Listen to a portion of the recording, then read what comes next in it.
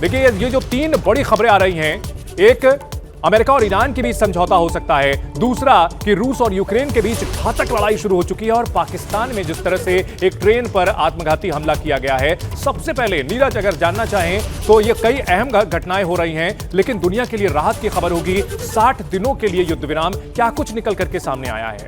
देखिए ये जो तीन बड़ी खबरें आ रही हैं, एक अमेरिका और ईरान के बीच समझौता हो सकता है, दूसरा कि रूस और यूक्रेन के बीच घातक लड़ाई शुरू हो चुकी है और पाकिस्तान में जिस तरह से एक ट्रेन पर आत्मघाती हमला किया गया है। सबसे पहले नीरज अगर जानना चाहें तो ये कई अहम घटनाएं हो रही हैं, लेकिन दुनिया के लिए राहत की खबर होगी। 60 दिनों के लिए युद्ध विराम, क्या कुछ निकल करके सामने आया है। देखिए ये जो तीन बड़ी खबरें आ रही हैं, एक अमेरिका और ईरान के बीच समझौता हो सकता है, दूसरा कि रूस और यूक्रेन के बीच घातक लड़ाई शुरू हो चुकी है और पाकिस्तान में जिस तरह से एक ट्रेन पर आत्मघाती हमला किया गया है। सबसे पहले नीरज अगर जानना चाहें तो ये कई अहम घटनाएं हो रही हैं, लेकिन दुनिया के लिए राहत की खबर होगी। 60 दिनों के लिए युद्ध विराम, क्या कुछ निकल करके सामने आया है। देखिए ये जो तीन बड़ी खबरें आ रही हैं, एक अमेरिका और ईरान के बीच समझौता हो सकता है, दूसरा कि रूस और यूक्रेन के बीच घातक लड़ाई शुरू हो चुकी है और पाकिस्तान में जिस तरह से एक ट्रेन पर आत्मघाती हमला किया गया है। सबसे पहले नीरज अगर जानना चाहें तो ये कई अहम घटनाएं हो रही हैं, लेकिन दुनिया के लिए राहत की खबर होगी।